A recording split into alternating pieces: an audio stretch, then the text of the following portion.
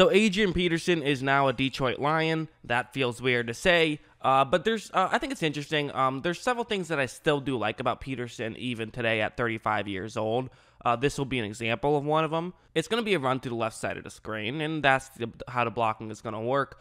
You notice that there's going to be a receiver who's running out to block a defensive back, but there are two defensive backs in the area. So you would think that this is a good situation for Miami, and if they play it properly, one of the defensive backs could run in and make a quick tackle on Peterson. Of course, they don't know a running play is coming, so it's hard to know exactly if it's going to be a running play or passing play, so you can't just sell out to stop the run, but nevertheless, what you're going to notice is that right when the ball is snapped, there is a Miami player who reads this pretty well. He can run in, and he can try and make a play. Peterson would love to run through that gap right there that he's looking towards, but he really knows that if he does this, he's only going to gain a couple of yards. So instead, what he's going to do is bounce things to the outside, and then when he's running out of real estate, he runs straight over a defensive back, picking up a solid gain on that one. It's his size and strength that, made him a Hall of Famer, and he still has that to a large degree. I'm not saying it's what it once was, but he still does have that combination, that 1-2 punch, and that's really what he needs.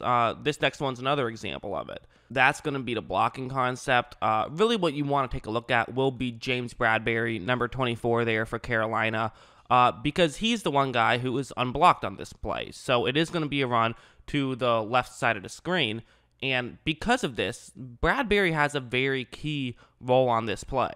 But as you notice, when he runs far up, he's trying to get he's really trying to block off the gap in that area, and because of this, it now means that Peterson can try to run through a different gap. Now, it'd be just a little bit further up. Now, this is not an easy thing to do because Bradberry could potentially try and run over and make the play, and on top of this, a Carolina Panther could just get off their block and run over and make the play. So it's not going to be very easy to do whatsoever, but Peterson has the lateral movement to get to the outside, and you're even going to see him pump the brakes a little bit and make a move on a guy to get even more yards. Just a really good play by him, and again, these are the things he can still do. I mean, his rushing ability, it's still pretty good. Of course, he's the 5th leading rusher in NFL history and only about 1,000 yards away from being the 4th leading rusher in NFL history. But also, if you look at even recently, he hasn't been terrible by any means. In his past 2 seasons, he averaged 4.3 yards per carry last year and 4.2 yards per carry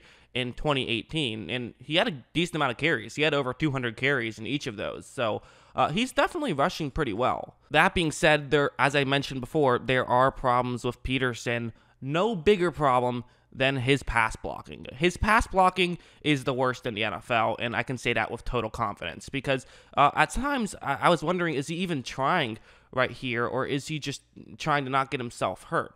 Which honestly, I think that could possibly be it. But he's certainly not doing a very good job either way. Look at this, for example. So Miami will be sending 6 players to rush the passer, and of course, if you send 6 players to rush the passer, what does this mean? It means that you have one more player rushing the passer than the other team has offensive linemen. And now, while Washington does have a tight end blocking, they're not expecting all 6 to rush the passer. Keenum could have maybe adjusted this blocking concept at the line a little better if he wanted to, but he is not. He is going to rely on Peterson to run over and block a linebacker.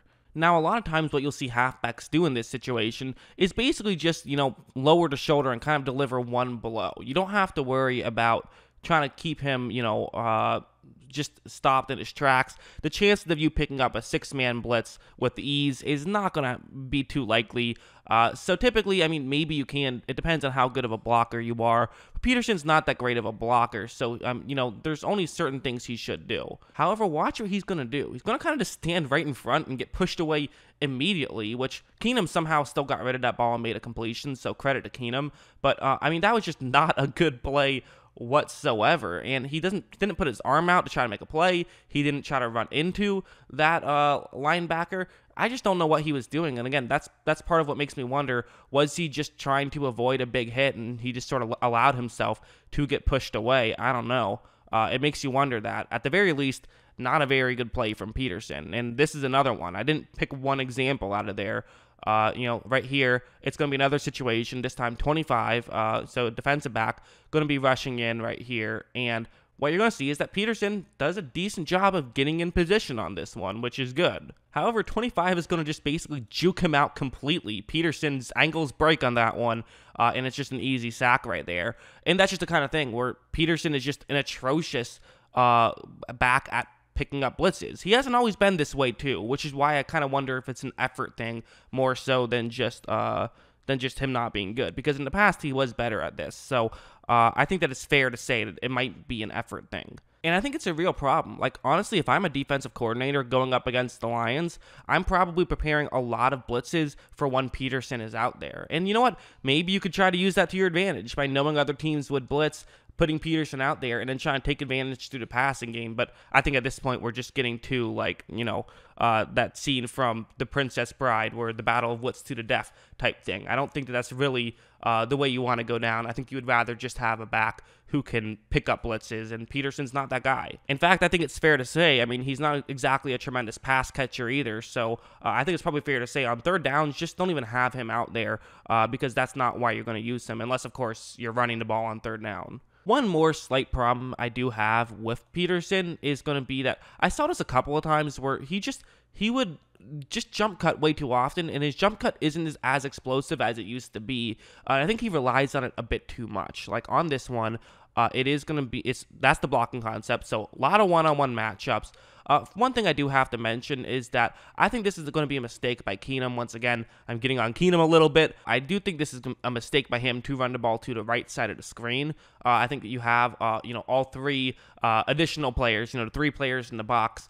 They're all on the right side of the screen. The furthest one over is lined up with the center. And part of that, too, is because you have three tight ends in the game on that side. But I think I like going to the side that has less tight ends, get it to the left, and just trust Peterson that way. Keenum wanted to give it to the side where he has more blockers. I think this makes sense to gain some yards, but to try and get a big gain, I don't necessarily love this decision here made by Keenum. But, that's fine, whatever.